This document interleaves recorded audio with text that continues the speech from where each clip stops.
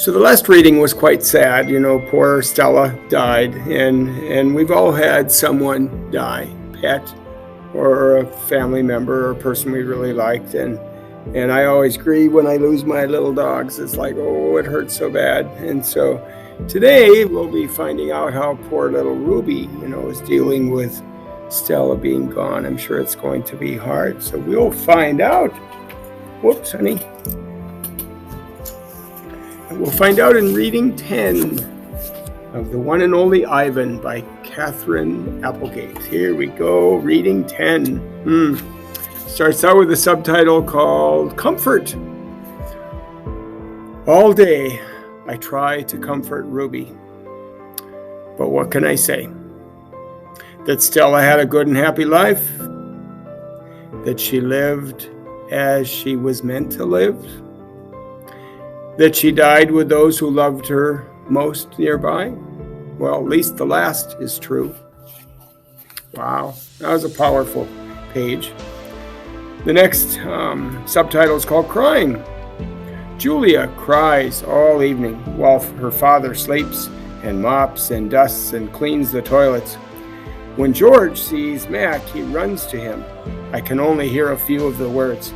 Vets, should have, wrong. Mac shrugs, his shoulders droop. He leaves without a word. George wipes the fingerprints off my glass. His cheeks are wet. He doesn't meet my eyes. The next subtitle is called The One and Only Ivan. When all the humans have left, I send Bob to check on Ruby. How is she? I ask when he returns. She's shivering, Bob says. I tried to cover her with hay. I told her not to worry because you are going to save her. I glare at him. You told her that?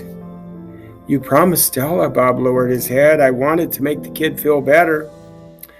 I shouldn't have made that promise, Bob. I just wanted... I point to Stella's domain, and for a moment it seems like I've forgotten how to breathe. I wanted to make Stella happy, I guess, but I can't save Ruby. I can't even save myself. I flop onto my back. The cement is always cold, but tonight it hurts. Bob leaps onto my belly. You are the one and only Ivan, he says, mighty Silverback. He licks my chin. And he's not even checking for leftovers. Say it, Bob commands. I look away. Say it, Ivan.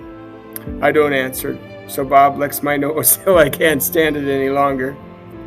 I am the one and only Ivan, I mutter. And you don't ever forget it, he says. Wow, that was cute. And when I gaze at the food court skylight, the moon Stella loved is shrouded with clouds. Wow. The next subtitle is called Once Upon a Time. All night Ruby moans and sniffles. I pace my domain. I don't want to fall asleep in case she needs something. Ivan, Bob says gently, get some sleep, please, for your sake and for mine. Bob can't sleep unless he's on my stomach. I hear a stirring. Ivan, Ruby calls. I rush to my window. Ruby, are you all right? I miss Aunt Stella, Ruby sobs, and I miss my mom and my sisters and my aunts and my cousins too. I know, I say, because it's all I can think of. Ruby sniffles. I can't sleep. Do you know any stories the way Aunt Stella did? Not really, I admit. Stories were Stella's specialty. Tell me a story about when you were little, Ruby pleads. She pulls her trunk between the bars. Please, Ivan.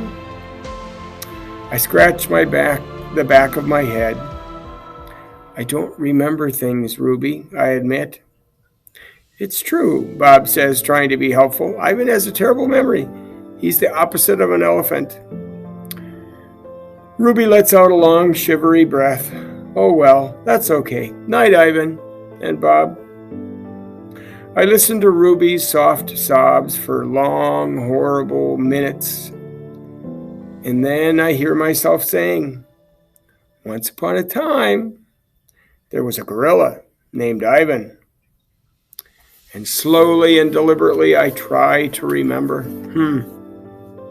The next subtitle is called The Grunt.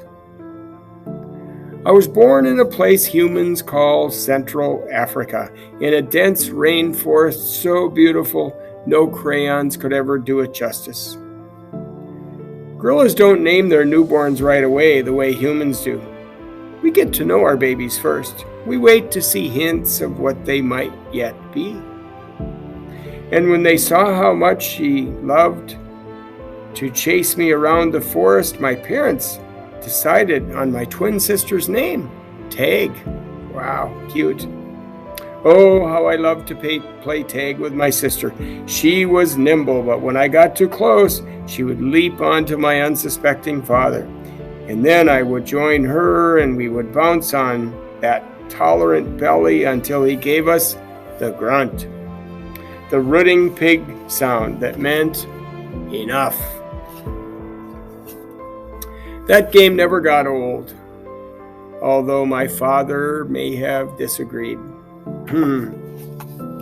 So Ivan's sister's name is Tag. And then think back to that little gorilla, stuffed gorilla that he had was called Not Tag. Wow. This next subtitle is called Mud. Why do you think it's called Mud?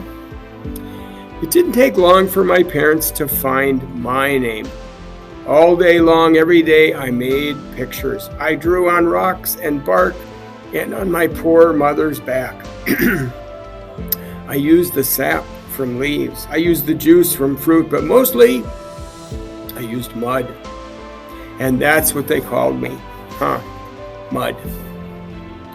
To a human, mud might not have sounded like much, but to me, it was everything.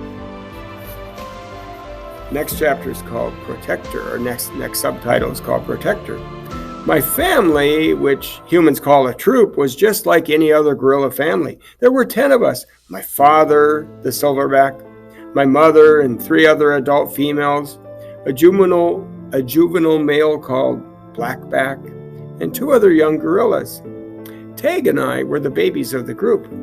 We squabbled now and then, as families will, but my father knew how to keep us in line with a simple scowl. And for the most part, we were happy to do what we were meant to do, to feed and to forage and to nap and to play. My father was a master at leading us to the ripest fruit for our morning feast and the finest branches for our night nests. He was everything a silverback is meant to be, a guide, a teacher, a protector. And no one could chest beat like my father. Next subtitle is called A Perfect Life.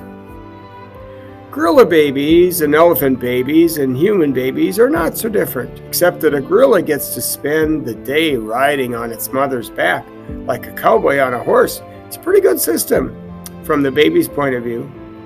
Slowly, carefully, a young gorilla begins to venture farther and farther away from the safety of his mother's arms. He learns the skill he will need as an adult, how to make a nest of branches, weave them tightly or they will fall apart in the middle of the night, how to beat your chest, cup your palms to amplify the sound, how to go vining from tree to tree, don't let go, how to be kind, be strong, be loyal. Growing up gorilla is just like any other kind of growing up. You make mistakes, you learn, you play, you do it all over again. It was, for a while, a perfect life. And that is the end of reading 10. Wow. We will see you next time. A powerful reading is coming up in the next one. So we'll see you next time.